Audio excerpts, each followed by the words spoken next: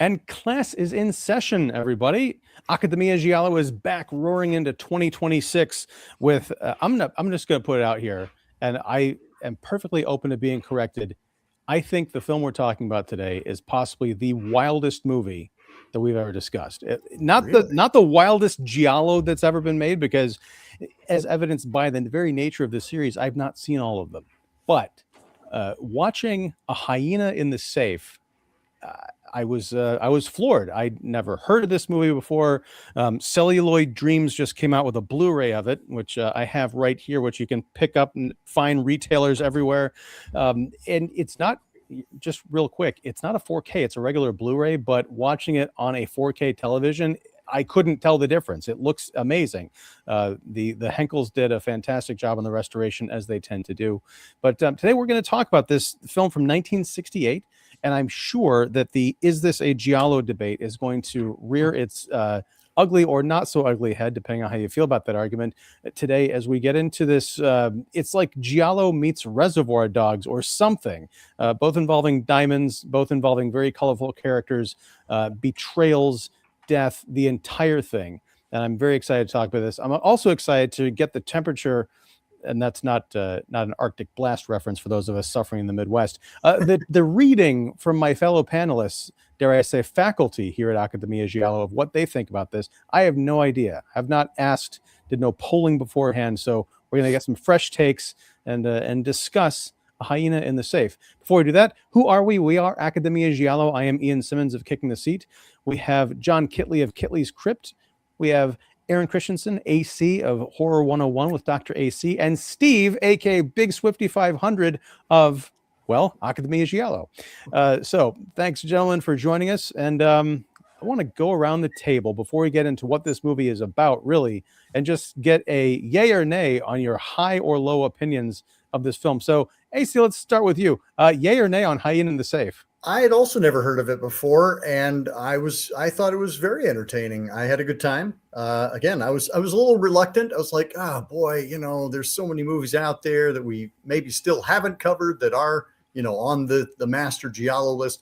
But I had a good time. So yes, yay. All right, Swifty. I give it a big yay. I've heard of this movie for the past like 10 or 15 years, but I never had a chance to see it. And I'm not sure if I would have even gotten around to seeing it if it wasn't for you, Ian. So thank you for recommending this for this episode. I really enjoyed this a lot. It was off the wall. It's definitely got some Giallo elements. It's got a lot of James Bond type of stuff going on. Overall, the soundtrack was amazing. I really enjoyed myself with this one. All right. And John Kitley. I had never heard of this before at all. So it's definitely entertaining. I mean, some of the cinematography in here is incredible. Yep. Some of the shots and everything. But I will be the first to say this is not a Giallo. Okay. This is more of a Agatha Christie type style murder mystery with multiple murders, or the sense that there's a bunch of people locked in a house. Someone's a murderer and someone keeps getting knocked off as we go along. But I didn't see any stereotypes of what I guess we would consider a Giallo, other than a hidden killer. Okay, well, let's go down the list. We don't have bumbling detectives because it's a very insulated, isolated story. There's no sign of J&B, which I am willing to make an exception in this case and just say I still want to count this as a Giallo, even though I didn't even my indignation did not even register watching this movie until afterwards. I was like, there was no scotch in this movie. We see a pair of hands, several pairs of hands, doing killing and nefarious deeds, but no black gloves. It is Italian. So what, Kelly, aside from some of the other things you mentioned, what is keeping this out of the realm of Giallo for you? Well, it just didn't have the feel. Like I said, it was more of a murder mystery, like an Agatha Christie type plot, as opposed to a kill, like all the things you mentioned, a killer on the loose and an amateur detective trying to figure out what was going on. The only people that were trying to figure out really what was going on was the audience. Yeah. Now, those are great points, and I want to ask something here. This is 1968, so this is several years before what we would come to know as Giallo really was Giallo. Could this be considered proto-Giallo, or someone saying, let's take the Agatha Christie kind of elements, which we have seen in some other films before, and just kind of play around with it? But were there any precursors here that you could see that might show up in later movies, or is this just something like it's called Giallo maybe as a marketing thing? Nowadays people, they don't really know how to classify it because Agatha Christie isn't necessarily a genre. If this came out after Bird with the Crystal Plumage and the Jolly Boom was in full bloom, that was tough to say. Then I would say that yes, they would try to sell it as a Giallo, but I think it is more just kind of a murder mystery. I was surprised at how kind of not very ornate our deaths are. I think that's another thing that kind of keeps it out of our Giallo realm, is that there's not much in the way of creative kills. It's just kind of like people getting bumped off. And in some ways, I felt like it was almost like shy about its murders.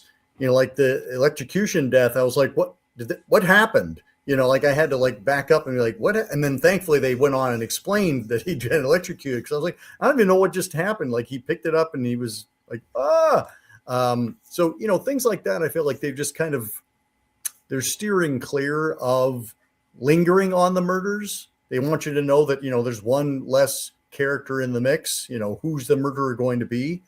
But in terms of like kind of making that the raison d'etre of the movie itself, which I think is oftentimes what we look for in a Giallo, we don't get that here. Okay, fair enough.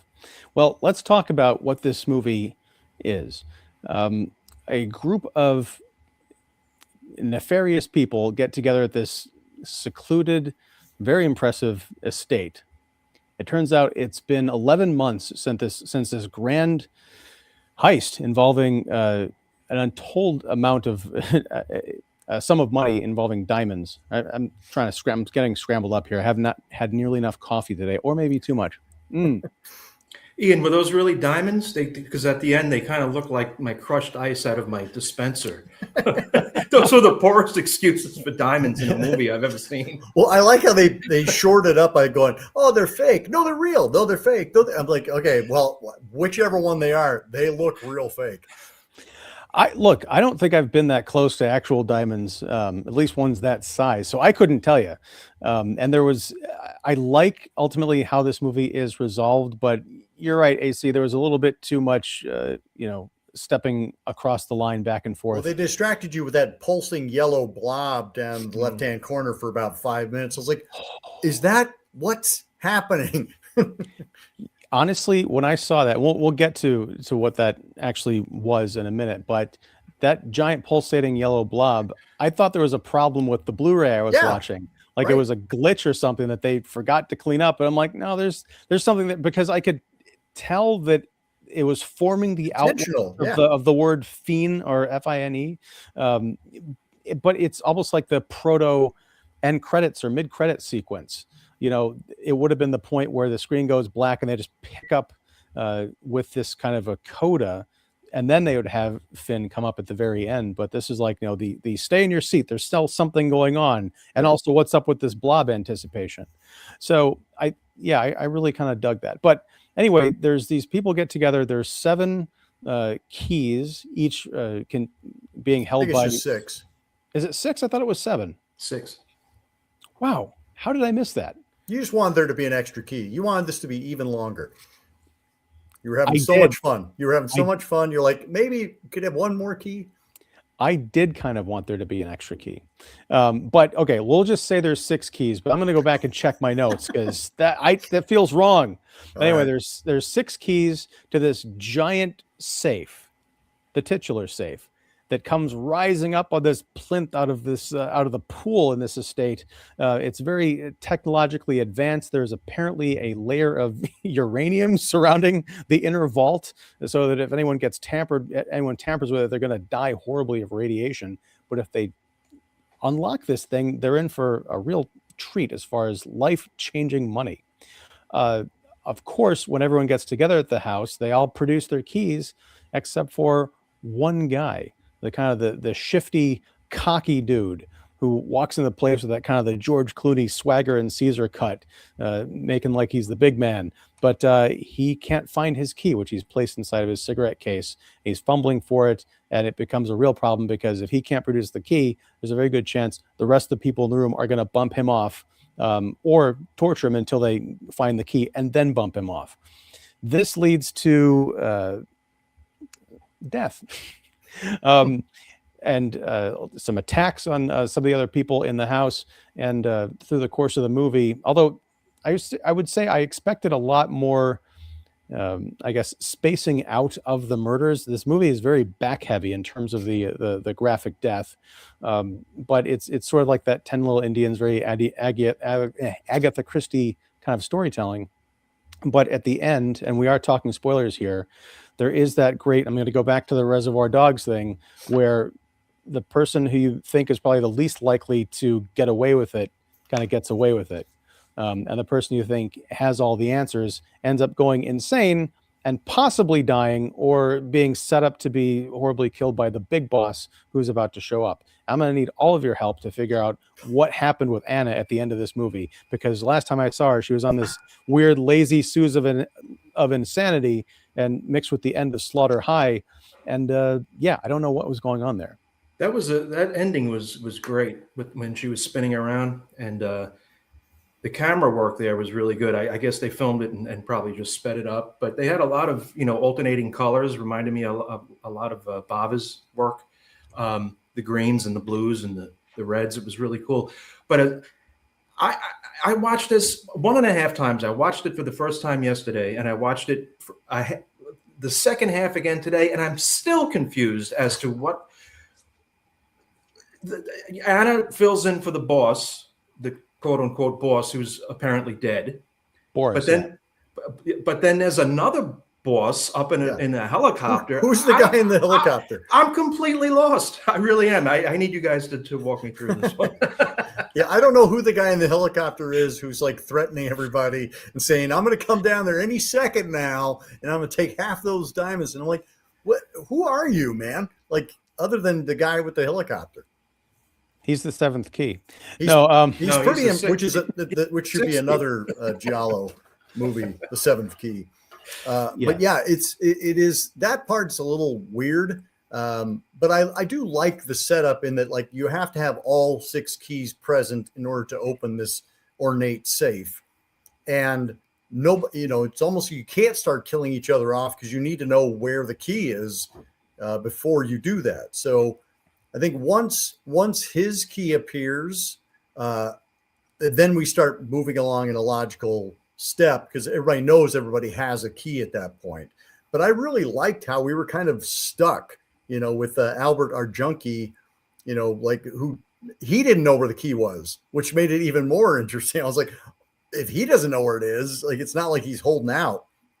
But then you find out that his accomplice has the key, unbeknownst to him. And I think that's what I liked about this movie a lot. One of the many things is the way that we are plopped down in this situation, and we are allowed to feel like these characters at some point, because who hasn't lost their keys or some very valuable item, and they're scrambling, they're checking all the pockets, they're looking outside, they're retracing their steps, but the stakes are so high. And it was great to see our Albert character, played by Sandro Pisocero, go from, like I mentioned, the swaggering guy who comes in, he's got the hot blonde who's kind of his date or associate or whatever, and he thinks he's gonna walk out of there with all his money, and very quickly he turns into this sweaty, groveling junkie mess, as you point out. And at one point he goes up to this roof, or like kind of this veranda, and gets pushed off of it. I didn't detect any like bad dummy work in there. It felt very stunty, or maybe it was just hidden by the crazy editing. The only dummy work that I could see was at the end when Anna is on her lazy Susan thing. I felt like they rotated the actress in and out with a mannequin because the real actress would have gotten very sick. But was that a dummy that fell off of that roof there? What do you think, guys? No, that was the real actor, Ian. Yeah. I'd never heard of him before, during, or since. So Most of these people only made 1 or 2 films. Yeah. really, Yeah. wow, that's crazy to me, because I think there's not a dud, I think, in this entire cast. They're all very fascinating to look at, and they do a lot with these the mysterious characters. But I liked how it's kind of like an international band of, Yep. like we have Klaus, who is German, I guess. Yes. We have Steve, who has his limp. We have Karina, who's our brunette girl. We have Janine, who's our blonde girl. And then we have Juan, who's got his ever-present cigar. And then this is all hosted by Anna, who is our, Boris's assistant, I guess, who halfway through the movie starts wearing her hair beneath her chin. And I was like, I've never seen that in a movie, because it's a terrible look. Like, why would you do that? It was so distracting to me. And I kept like, is that even Anna anymore? Like, who is this weirdo who rolled in and decided they were going to do, tie off make a chin strap of their hair? I didn't even pick up on that. Ian, come on. I'm not a hair guy. She could have shown up halfway through wearing a bald cap. I probably wouldn't even notice. Oh, yeah. The outfits these people wear in this movie are just off the wall. I mean, that I think it's white, red, and black pinstripe suit that Albert's wearing in the beginning. I did notice that. Yeah, that was very Lex Luthor. I don't know. I gotta get me one of those. I mean, and then Anna's roaming around the house in the middle of the night wearing silver lame and feather boas in the middle of the night. I'm like, okay, whatever. She has like her little sequins, like put onto her face. I was like, wow, she has too much time on her hands. I cleared something up. I solved the mystery here as to why I thought there were 7 keys, because there are 7 participants. Janine was the guest of Albert, and she was the one, again, spoiler alert, who stole Albert's key, and she had it pinned up in her hair, which is a good thing, because they tore all her clothes off. I was like, wow, that was exciting. And the fact that it was the 2 women that was something we hadn't seen before. Just a side note, in my notes for each character, for Janine, I had Albert's girlfriend Dash gets slapped a lot. Yeah. She got slapped so many times in this movie. It's ridiculous. She did. And I want to go back to what you just said there, AC, about the fact that it was the other 2 female accomplices who did that attacking. I don't know if that was, well, we've seen violence against women in these movies from guys before, but in '68, I'm wondering if that was something that was still was frowned upon or whatever, because it just seemed like, especially if it had been one of the other, like Juan, who is our substitute character, if he had been the one to kind of rough her up, I think that would have really come off poorly and set a bad taste for the rest of the film. Well, it takes the sexual element out of it. The fact that it's the women doing it makes it seem like it's purely about where have you hidden it, as opposed to the men trying to get her clothes off to perhaps do something nefarious with her. Either way, it was really shocking, and I was like, wow, it's you get it. It's a means by which to provide the titillation for an audience, but it doesn't bring the sexual violence aspect into it. So I was kind of thankful for that. It was a refreshing change of pace from what we've seen in the past. Well, and on that note, again, I don't know if this is a standards thing or what, but the actress who played Janine, Christina Gaioni, when she's being, I think there might be, I hate to get all lewd and lascivious here, but I'm talking kind of scientifically about the way the scene unfolds. There's one, I think, brief shot where you see her full breast, but as all of her clothes are being ripped off, the angles are such, and she's covering her rather considerable bosom with her hands. So it almost feels like we're going to do this as a PG-13 kind of attack. We're not going to do anything to give anybody an excuse to, get one hand free, which I thought was, I kind of appreciated that, but also the framing looked odd in the moment, because I don't know if someone being mobbed like that would have been able to cover up to that degree.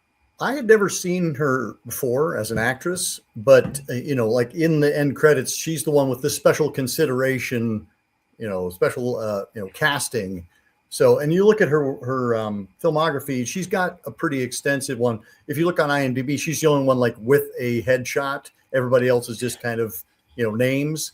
So I feel like she was somebody who maybe was a French sex kitten type of thing in the Bardot mold, and that they brought in to kind of fill that role. Yeah, it's entirely possible. But yeah, I'm looking at that now. It's just all anonymous circles and her. But okay, so let's get into some of the intrigue involving these keys. There are hidden cameras above the beds in each of these rooms.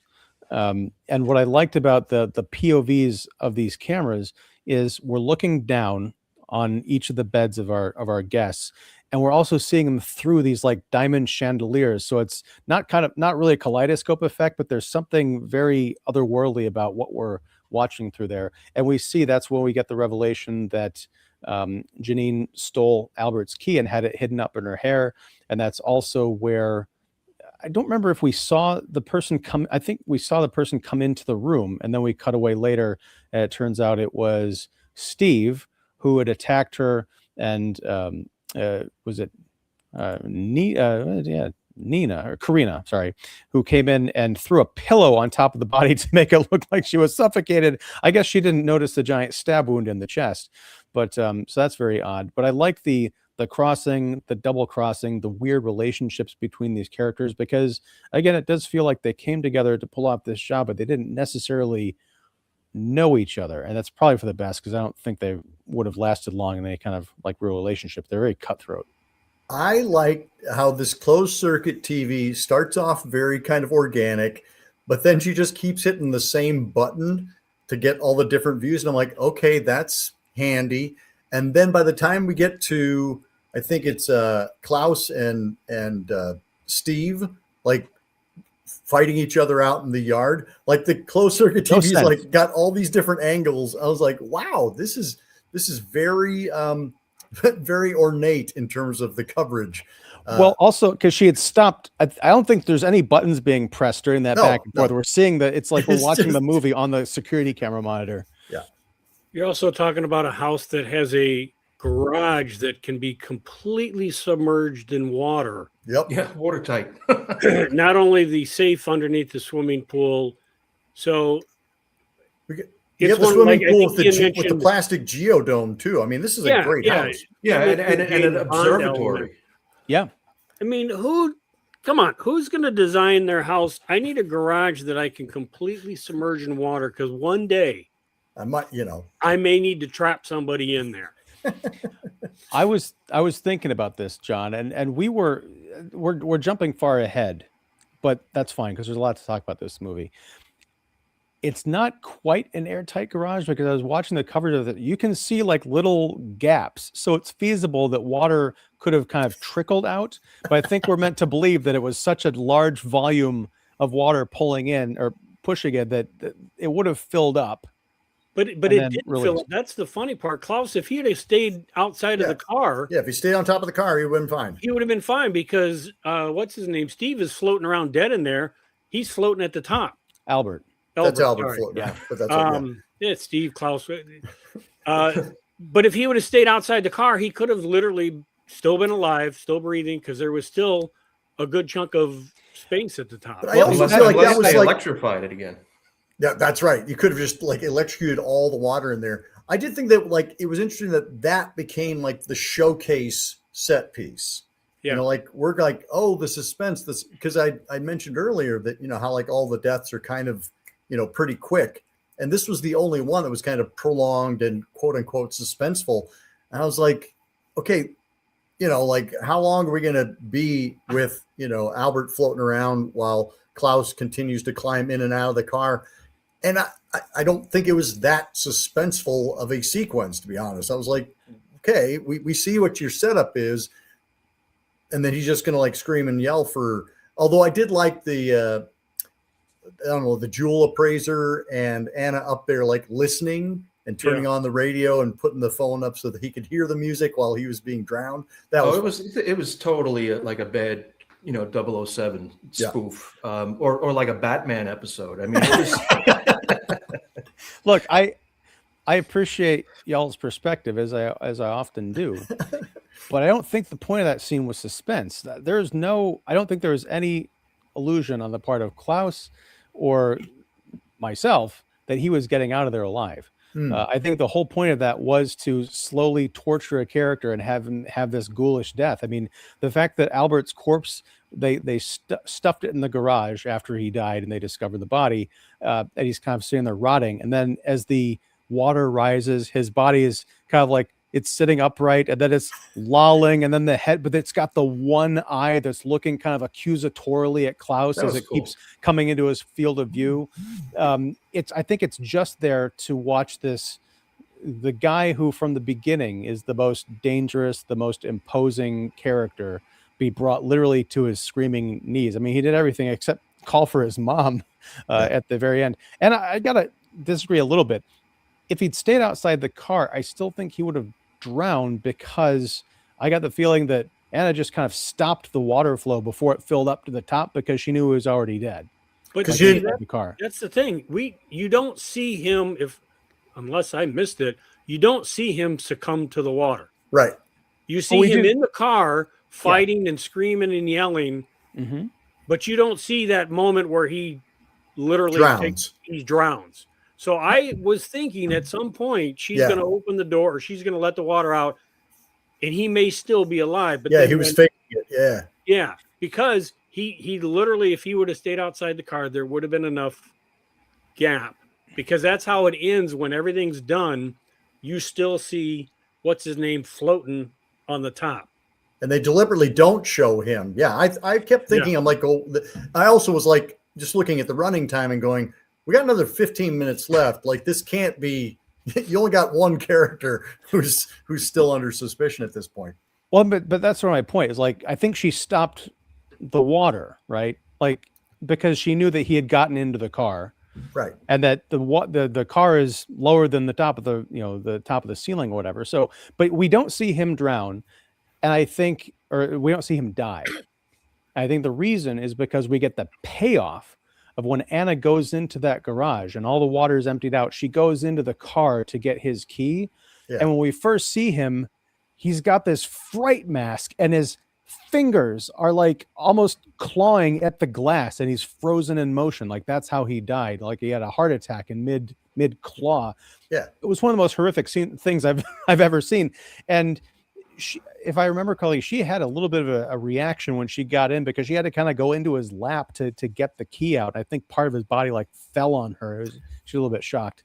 I think that was actually a fake out, in that she had a reaction, and we think that, maybe he's moved, but instead she's having just a reaction of delight because she has found the keys in his pocket. That's my interpretation. Is that, like, that's a deliberate directorial fake out, is that you see her go, and you're like, oh, there it is. There's our jump scare. But instead it's her just going, I've got the keys now. Now, the treasure is mine. I love that interpretation. We have not even mentioned our director's name. And again, I had not, although I realized that I have seen another movie from him, because he is the director of Gestapo's Last Orgy, which is as far from this movie as you can get. But this is Cesare Canevari. And again, looking at his filmography, Gestapo's Last Orgy is the only one of his movies I had seen other than this one. But he is seriously one of my new favorite directors. I want to see more of his stuff, because he was such a visualist. I think everyone commented, like, when we talked about our first reactions to it, just how like ornate the camera work is. Like, he's constantly got stuff in the foreground. He's constantly moving his camera. He does that one shot where he zooms out from the assessor up on the parapet, comes down and sees Anna walking, and then he zooms back up there. I was like, guy, you're having a great time, aren't you? Yeah. Well, I was just going to say another great scene is when Albert is trying to get his heroin back that the other people have taken from him, and they tease him. They put it on like this wheeled like cocktail cart, and they wheel it to him.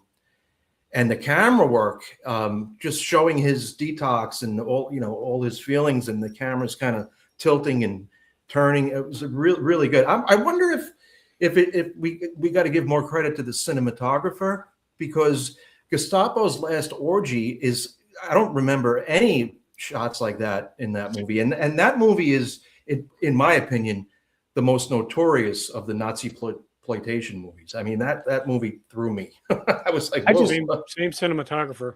Oh, it really was? I just love that you guys have seen this movie, this Gestapo's Last Orgy, and I'd never heard of it. It's not a Giallo. Are you sure? Positive. Oh, okay. We are not watching that for the show. Yeah. I am not watching. You've been warned. Let's put it that way. Well, it's exactly what you think it is. So you're saying it's a good thing that I'm the only one to not see it. There's a whole subgenre called Nazi exploitation that the Italians indulged in for a very brief amount of time, and cranked out quite a number of these movies, and they're just universally unpleasant, I think. Are these like anti-Nazi, or they're like, oh, we gotta get in on some of this World War II glory? What's going on there? Well, they don't show them in a favorable light, that's for sure. Okay, that's probably good. I think they mostly focus on the horrendous crimes that these people did, and they some take nudity. Lots of nudity. It's like, if you look up exploitation film in the dictionary, that should be the first thing that comes to it's like most things where, they're condemning, these crimes, but reveling in them as well as an exploitation device. Right. And I'm just thinking like World War, I've, nunsploitation, blaxploitation, like love those genres. But when you talk about like Nazi exploitation, I'm like, that sounds distasteful on levels where I could be damned to all eternity for even putting it on my TV.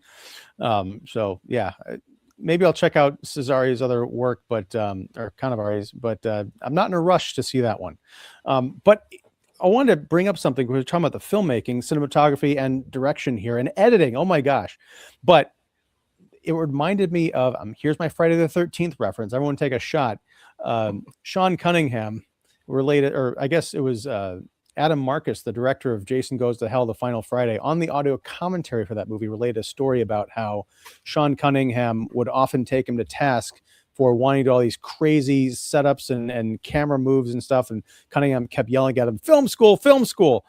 This movie, HYENA in the Safe, feels very much like the work of a young, ambitious filmmaker, possibly fresh out of film school, who wants to do every single shot as a creative Dutch angle, swinging camera, outrageous costumes, actors not hamming it up, but just looking the most insane and intimidating they probably ever have in their, what sounds like very brief careers.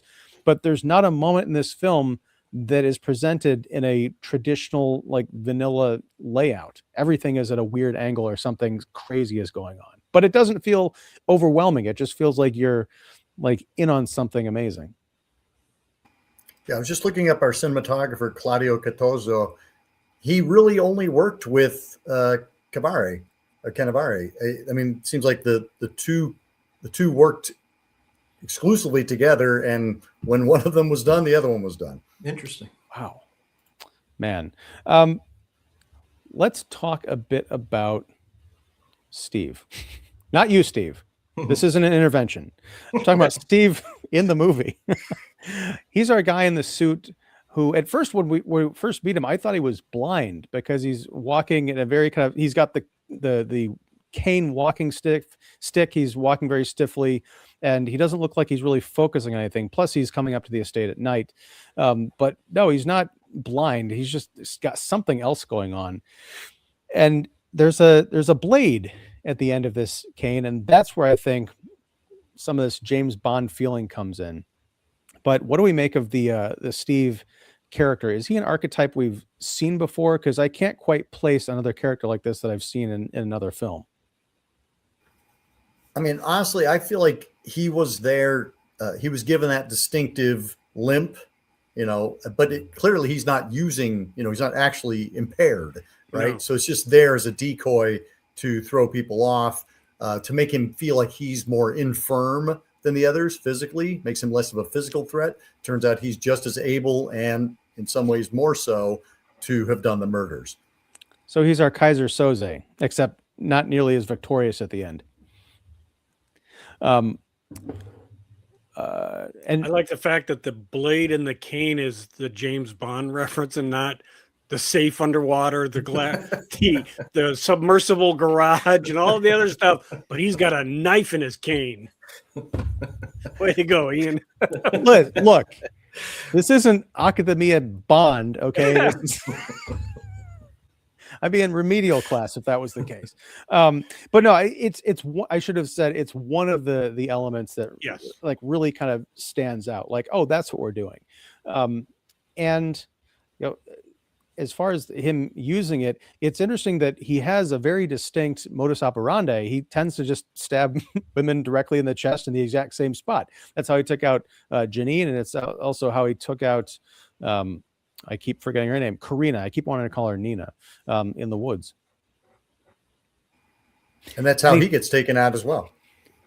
That's right. Yes. Well, he gets, doesn't he get like javelined or something? Yes, like, he does. He gets impaled from afar. Which was really impressive. No more impressive than the closed camera work, or closed circuit camera work. I was like, wow, who is tracking this? They're tremendous coverage on that security camera. Yeah, no kidding. I thought one of the more interesting characters was Juan, the Spaniard, because he wasn't even supposed to be there. He wasn't part of the original heist. He, according, in the beginning, he says that he won his share from Tomas, in a poker game, because everyone was asking, "Where's Thomas? Where's Thomas?" And he said, "Well, I'm here instead." And it's funny because he gets so involved with these people in all the different schemes, and they don't even question him, because it's, I don't know if it was written in the best way. Well, and he also go ahead, John. Especially that they question Boris's replacement, the woman, I can't remember her name either, but the one that's hosting the party. Nobody knows who she is, and they're just like, "Oh, okay." Yeah. and he's such a slimy, creepy, sweaty character. He's pervy, he's creepy, and he gets laid twice in like one afternoon with these strange women. Like, really? Maybe there's a little hope for me. I don't know. Maybe there's still hope for me.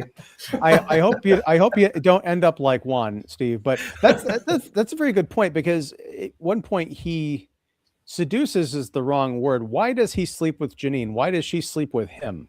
They're kind of, if I remember correctly, they're in a bedroom and they're kind of having some like weird small talk. And then the next time we see them, they're inside that giant bubble atrium swimming pool thing. And he's talking about like, oh, now that are you repulsed by me now? You were, disgusted by me a little bit ago. I'm like, when did this happen? I feel like there's an entire like 2 hours out of this story that we are missing.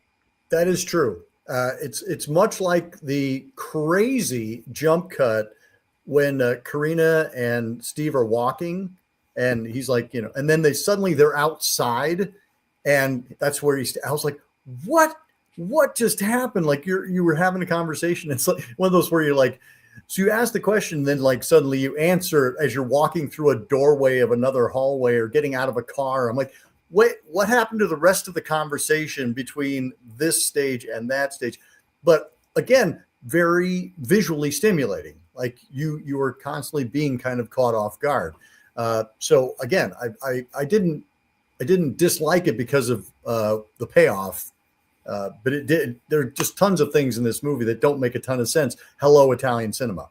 I was going to say, Kitley, this is another tick in the "This is Giallo" box, as you are constantly reminding when I say, hey, this doesn't make sense. You're like, it's Giallo. It's Italian. No, yeah, Italian horror doesn't make sense.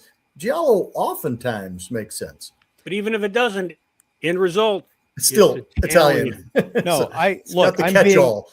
You guys, it's a magic trick. You are simultaneously gaslighting me and moving the goalpost. I don't know how that's possible. Yes. Yep. We do that all the time, Ian. It's just no different. You're gonna tell me this isn't even my show. I don't know. What is the holiday that they're all celebrating? Because I thought it was New Year's at first, but then they said it was like They Carnival. call it Carnival. That's why at first I thought maybe they were in Brazil or something, but no, it's Italy celebrates Carnival as well, but I'm not sure what it is. Okay. Because that was my thinking. I thought it was not an Italian holiday, but I guess it is. I don't remember the specific date. And the only reason I'm remembering this is when they filmed Kinski's Nosferatu, the Herzog one. They filmed a bunch of second unit stuff during the festival that Kinski was supposed to be, that Nosferatu was supposed to be. Sorry, not the original, not the Herzog one, the sequel, Vampire in Venice. Okay. That one. There was a festival in Italy that they had someone looking like Kinski, the bald Kinski, filming, walking around. And then Kinski came back and said, I'm not shaving my head. So all that got thrown away. Sorry. But that's what it was. It's Italian Carnival. Okay.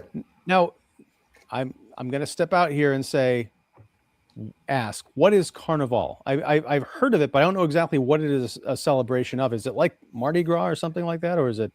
It's probably just an excuse to drink. Well, the reason I was wondering if there was like a Mardi Gras celebration is because they do have that giant tent up. So I'm wondering if it's like cold out, like if it's a February kind of a situation. There, and some people had those big masks on, if I'm not mistaken, as well. Yeah. In the street. Yeah. I'm not sure. Yeah. But that's the other thing that it's a weird, the environment, the world in which this takes place. I mean, as I mentioned, it's a very insular story, but outside of this house, there is this big celebration going on. And as we're being introduced to these characters in the beginning, there's all this crazy, weird, happy 60s music going on in direct juxtaposition to what we're seeing. Like if you were to replace all that music with sinister, like, we're getting these evil people together, they go up to this mysterious house, there's been murder happening, you could put that soundtrack on and it wouldn't be incongruous at all. Like Klaus, he's brandishing the gun inside of his car as Karina is getting out and like wondering what's all this about, and there's this weird guy with the limp and all that stuff.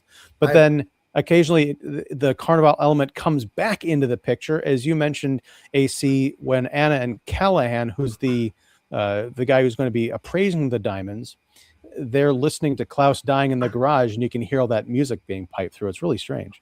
I did do a quick search, and it says Carnival in Italy plays a very important part in Italian folklore, traditionally linked to regional masks, and is celebrated in many cities. And it's a farewell party to eat, drink, and have fun before the limitations and solemnity of Lent. So it is very, very much related to the kind of Mardi Gras setup. About a month before Ash Wednesday, they celebrate with parades, masks, and confetti, all of which we saw. Yeah, I love the confetti that we don't see a whole lot in movies anymore, but it's a little circle confetti that's just like on people's like multicolored Tricks dandruff or something. It's a very cool effect. Well, the finale, since you're talking about like stuff on people's, like when she's having her like Looney Tunes moment, and you're seeing like all of the victims who are covered in diamonds and just different patterns on their faces and bodies. Again, I don't know. I'm guessing that indicates that she's gone over the edge and has lost her mind, because she knows that, the big boss is going to eventually come down in his helicopter and give her what for. But yeah, that was, again, just another like bravuro bit of cinema. Yeah, that was filmed really, really nicely. And those people, all the characters look like they were bedazzled. And if you live through the through the 80s, you'll get that reference. Yeah. Well, there's a real design element to that too, because each of the characters, each of the dead that Anna was seeing, and sort of like this guilt, rage, frustration, descent into madness, they all had a distinct look. It's not like, oh, they're just all covered in diamonds. They had really cool patterns and different like lengths of this bedazzlement. It was fascinating. Like throughout the entire film, as we've discussed, it's not only that they're doing crazy things with the camera from that tea cart that had the drugs on it, to this climactic scene, to that shot you mentioned with Callahan and Karina or Anna, the zooming in and out. There's always something to kind of marvel at that also tells you about what's going on in the story. It's not just fanciness for fanciness sake. Well, there's some great things, again, the foreground objects that sometimes people would move out of the way so that it would reveal something behind the object that was in place. It was just always an interesting frame to look at, which is not to say it's the kind of beauty that we see in Pupi Avati's, House of Laughing Windows or any of Bava films, but it was always interesting. I think it was more of like a moving picture as opposed to like, these beautifully composed shots, which I found really, it's a precursor to Argento going nuts with his cinematography, but it felt very different. It didn't feel like, Argento was cribbing from him. It just felt like it was two different styles. And interestingly enough, one of the configurations on the bodies of those diamonds did kind of look like, dare I say, crystal plumage. I will say the one bit which I would consider a mistake, if I might be so arrogant, is, and you reminded me of this, AC, in the beginning where we're being introduced to all the characters, Anna is the last person to show up, and she's revealed when Janine moves her legs out of the way. She's kind of, I think she's kind of reclining, and she got her legs crossed, and then folded, and then she moves her feet, and then Anna's standing there. The problem is, we saw her in that same stairwell or coming down the steps like a second before that. Before the big reveal, she's already revealed. I'm like, oh, that's a little bit, because I wondered when they showed her, I'm like, oh, is that supposed to be the big reveal, or is it just another bit of fancy camera work? And I feel there's kind of a missed opportunity there, but can't turn off the critic brain. And how about those? How about the eye makeup in this movie? Yeah. I mean, they give Edwidge Fanac a run for her money, or Valerie Leone in Blood from the Mummy's Tomb. I mean, the eyes stop here, but the makeup goes way out here. It's like really cool and disturbing, because there's enough close-ups of Anna's, of her eyes and what's going on with that makeup, that you see the black kind of giant fake lash tapering off, and then you see the pupil of her eye, but then there's just enough that pink right here that it just looks wrong. Like the illusion isn't quite strong enough to hold up, and I think that also kind of says a lot about what's going on with her character. I think that makeup's meant to be viewed from a little bit of a distance, not a constant. Not in 4K, right? Yes. Can we talk about the ending with the diamonds? Well, and Callaghan. Yes, actually that was what I wanted to talk about next. Is it probably Callaghan? I would pronounce it Callahan, but it's probably wrong. But I don't know. But he's our appraiser. He's the guy who kind of shows up, and he's waiting for these people to get their act together and open up this safe so he can appraise the diamonds. And I don't think he says anything until like the end of this movie. Does he have any lines up until that end part? He's mostly just kind of like, lurking around the corner, like waiting to do his job. He's got a very kind of Buster Keaton kind of affect to him with the hat, and then just kind of like making these muggy expressions and kind of peering around corners. But I think there's one, the fact that he, this is clearly a murder mystery, whodunit, and because he isn't involved, he becomes such I don't know if he's a red herring or not, but he's definitely somebody that we start suspecting. We go, he's clearly got something to do with this because he's not involved. And because he's not involved, he's got to be involved. Yeah. And I get it's almost like for the audience, we know that by the end of the movie, well, hopefully all is going to be revealed. We're going to understand who's behind this, who double crossed who, what it all means. He's almost like the physical representation of that. Like, right. Yeah. I'm the Russian nesting doll that's going to be completely opened up, but you're going to have to wait a while. And I'm just going to keep popping up to remind you that, hey, the answer's right in here. Yeah. But I was surprised and not surprised at the end when Anna is the last person standing. She gets the keys to open the safe. I thought, especially with the title, Hyena in the Safe, when she goes in to get that, I thought for sure he was going to activate some kind of a trapdoor and lock her in there with the spoils, and perhaps even it was going to be an empty safe, and that would be the joke. And Callahan would have the last laugh. But no, it's straightforward. She brings in this box that's full of apparently really unconvincing looking diamonds. I don't know. But he gets out his little jeweler's eye, which is really cool, and he starts appraising them, and she is all excited because now she's going to be the sole inheritor of this wealth, except she's got to split half of it with the boss, apparently. The appraiser, Callahan, says, these are all fake. And she's like, what are you talking about? He says they're fake, and he takes a thing out and he smashes them, and they go into a whole bunch of pieces. And then he kind of packs up and leaves. Why does he take the satchel full of diamonds? Like, what's the logic from his point to her point of view? As far as like, well, why wouldn't he just like leave this big box of fake jewels there? She never questioned that. Right? I don't think he does take them. Well, he doesn't take the big satchel. He leaves them back, but he's got a few of them. He's right? got a handful of them. Yeah. Oh, okay. Because you're right. I was like, wait a minute, who's gaslighting who now? Like, see, how does it feel, AC? No, it feels great. I love it. The funny thing is why would he? Because they were in fact not fake. Right. Why would he smash one of them?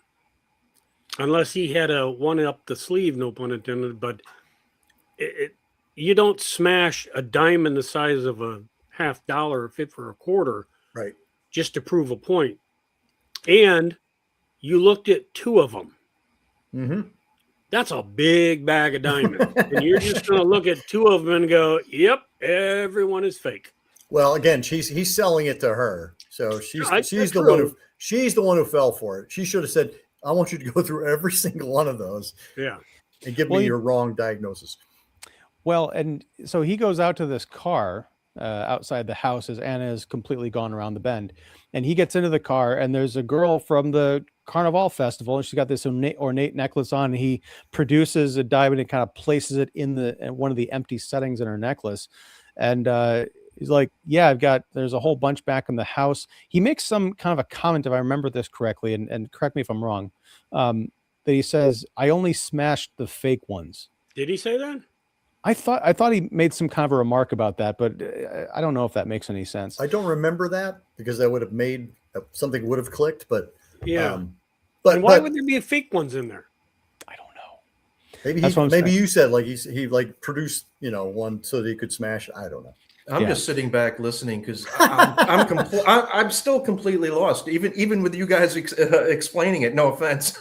No, it's kind of it's one of those endings that is presented as, oh, here are all the answers and it all makes sense, but it's so confident in that presentation that you have to sit back and think, wait, are we all being gaslit? Because this doesn't make a whole lot of sense. So he didn't bring the whole satchel out, correct? No, he left it. He left that back in the house, and I think he was going to go back and retrieve it. Right. So I thought there was a second briefcase that he had his own briefcase.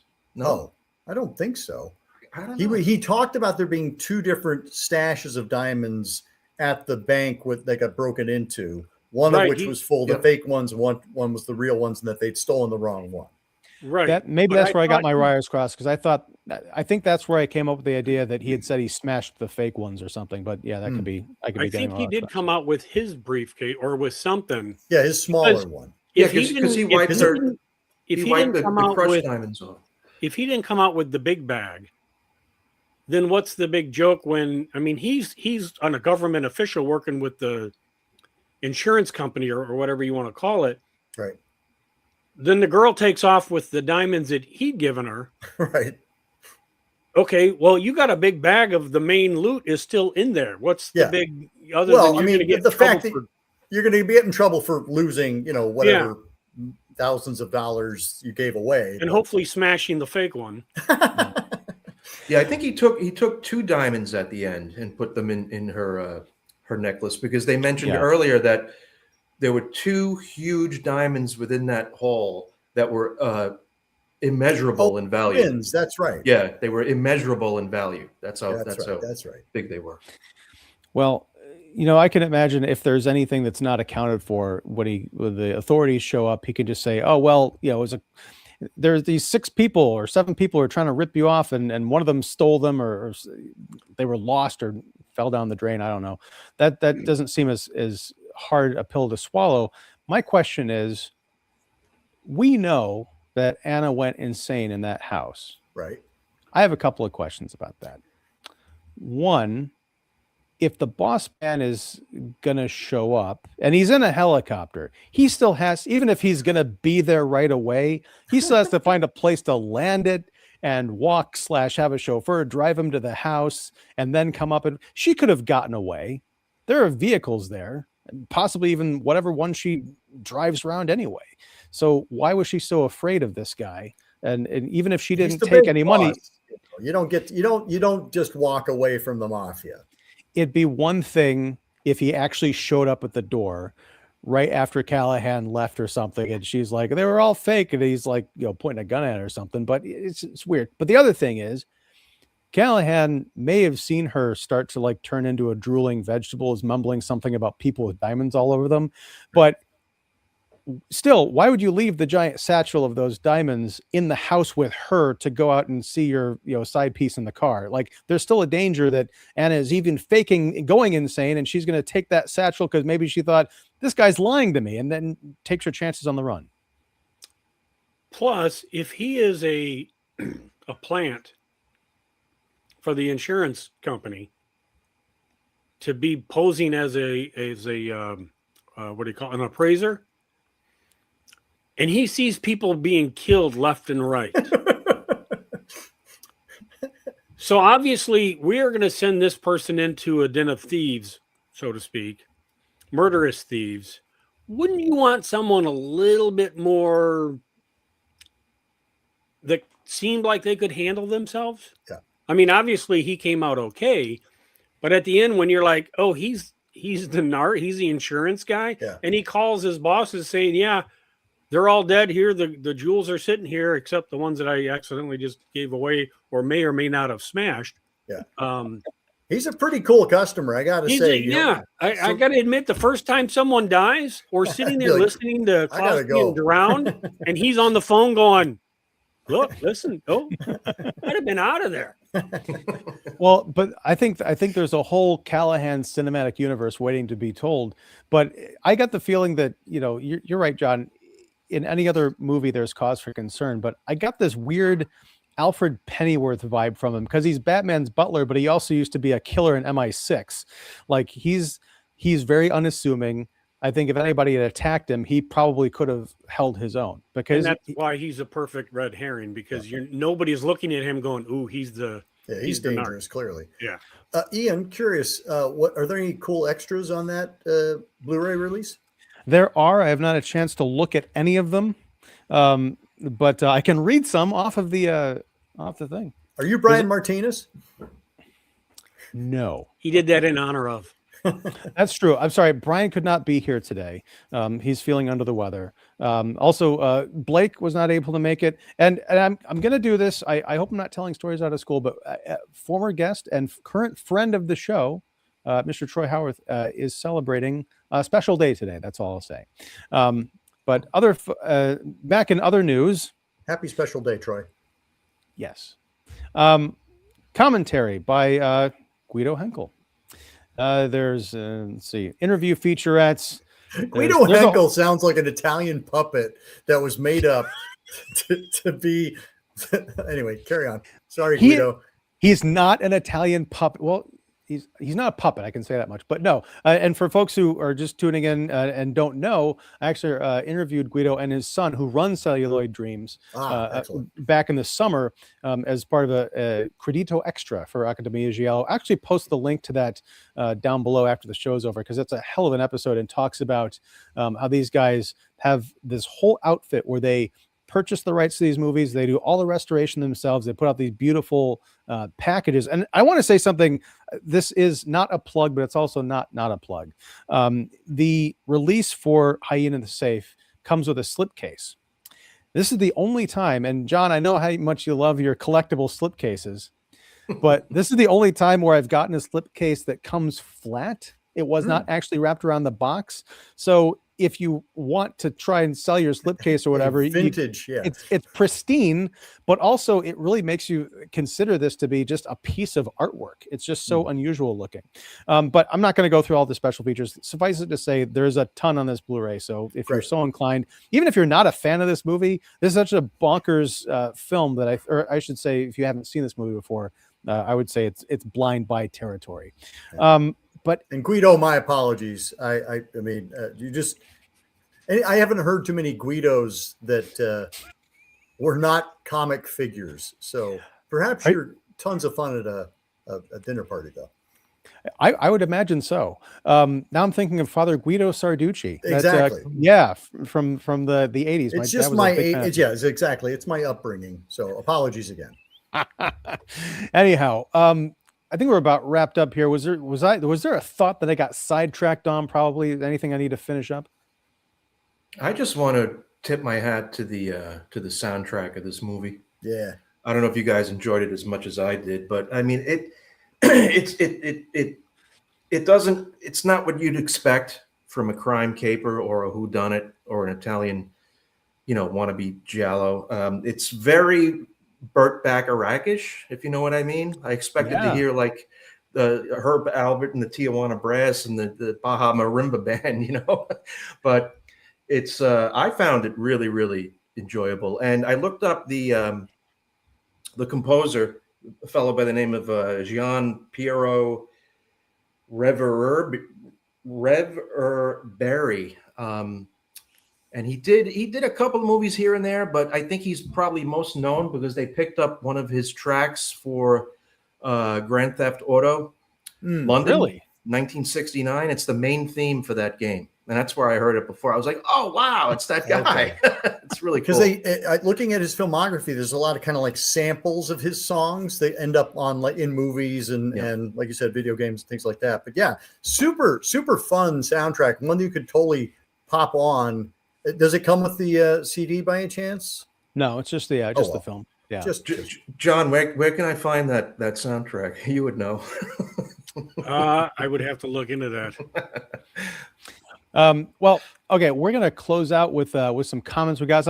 I'm going to put on a disclaimer here because, as I've mentioned in previous shows recently, StreamYard has opened up their streaming to vertical, which allows for people who are on cell phones to have a more pleasant viewing experience. And it also apparently opens it up to a wider audience on the grander internet /YouTube, which is amazing. But it also comes with a caveat. Some of the comments that come in are not always the greatest. And so I'm going to go through, I did a quick look at the comments earlier on. I saw some that were quite horrendous that I will not be reading. Wow. And if you are inclined, if you're out there watching to leave things that are wildly inappropriate, not related at all to the show and hateful, just know that you're wasting your time because I will not be reading those. All right. So. Oh, man. Right. Okay, so Jonas Hallberg. We like Jonas. At the top of the show. Sorry we missed you. Hope you're still watching. Good evening, sir. You saw it 2 days ago. Well, marvelous. I don't know if that's a coincidence or what, but I'm glad you could. Let's see. Glad you could join us. All right. I'm a keep it real 2214. I give you your first like. Thank you. Great. Yes, thank you. And hearts. Let's see. I like the movie. I agree with John, more Agatha Christie than Giallo. Whose side are you on, Jonas? Dang it. Okay. Let's see. We've got one Mad Loco 13. You real AF for that one. That came in at 211, so I have no idea what that refers to. Love it. Steve, this one's for you. Big Swifty is kind of cool. Legit. Thank you. And here's another one in the Kitley camp. Not for me. I also felt this one was more crime caper than Giallo. Wow. But hey, 2-0. No, he said more crime caper than Giallo, so not ruling out Giallo. Okay. That's how I choose to live my life, in optimism and hope. You're the host, Ian. I'll leave it at that. Oh, there you go. Thank you, Jonas. Oh man, that's mystery solved. There you go. Took the fake diamonds from the girl in the car and smashed them in the house. What? Remember, he did say that. He said, she asked yeah. about her diamonds, and he had taken her fake ones, gone in, smashed them, and then came back out. We should just go rewatch this and then record this again. I'll see you guys in an hour and a half. Yeah, I was hoping one of the extras on that Blu-ray would be just a complete explanation of the second half of this movie. Got a flow chart, Yeah, exactly. diagram. Well, honestly, PowerPoint. here's the thing. I have not listened to the commentary by Guido yet, but on the other releases that Celluloid Dreams has done, he is obsessive about all of the movies that he covers. So I guarantee, Steve, if you get a chance to listen to that commentary, he'll explain everything. And he'll also let you know if there's any ambiguity, like, oh, they were just making this up, or this doesn't actually make any sense. But if there is sense to be made, Guido will find it. And we're going to close it out with YRN 4895. You guys got to do another classic Ian hasn't seen, like Who Saw Her Die or The Fifth Chord. What do you know about those films, guys? Did we not do Who Saw Her Die? I felt like we did. We haven't done The Fifth Chord. I know that. Fifth Chord's amazing. Yeah, look, I'd be happy to do The Fifth Chord. Well, let me just ask the question, guys. Is it Giallo? I would say it is, yes. AC, you didn't answer. You look a little more than well. I need to revisit it through that lens, but I mean, my memory is that it is sold as a Giallo. So beautiful cinematography in that one as well. Beautiful. Well, you know what? Then that settles it. We're going to be back in a couple months. We're talking like in March. We're going to be back talking about The Fifth Chord. I'm calling it. Awesome. We'll discuss whether or not it's a Giallo, among other things. So yes, we're going to wrap it up here. Oh, hold on. Here's the verdict is in. It's Def Giallo. Thank you. Yes. Def Giallo Jam. All right. Well, we're going to wrap it up here, gang. Thank you so much for hanging out. We went a little bit long today, so we'll get a little bit of a shorter passing period as we leave the classroom. How long can I torture this analogy? But this has been Accademia Giallo, the first of 2026. It's going to be a great year for discussing films, and I'm so happy to have my esteemed faculty, my fearsome faculty here with me on this amazing continued journey. I am always Ian Simmons of Kicking the Seat. We have Steve, aka Big Swifty 500, John Kitley of Kitley's Crypt, and AC of Horror 101 with Dr. AC. Thank you very much for hanging out. Just a couple of quick plugs here. Tonight at 8:30 p.m. Central, you can catch me guest starring on the Spoiler Room podcast with a quite large crew talking about the 1981 Clash of the Titans with Mark Krawcheck and his gang. That'll be a lot of fun. Also, this coming Tuesday, I'll be doing a live stream of the new Chris Pratt, Rebecca Ferguson sci-fi dystopian thriller Mercy. So be on the lookout for that one. And finally, I recently got a gig doing freelance writing contributions as a movie and TV writer for CBR. That's Comic Book Resources. So cool. You can check out 3 pieces that I've done up there. So yeah, I'll leave links for all of that stuff in the description. Until next time, gang, whenever that is, whatever that is, thank you very much and take care. And now I'm going to hover over the end stream button and do this the right way. Class dismissed. Thanks, AC.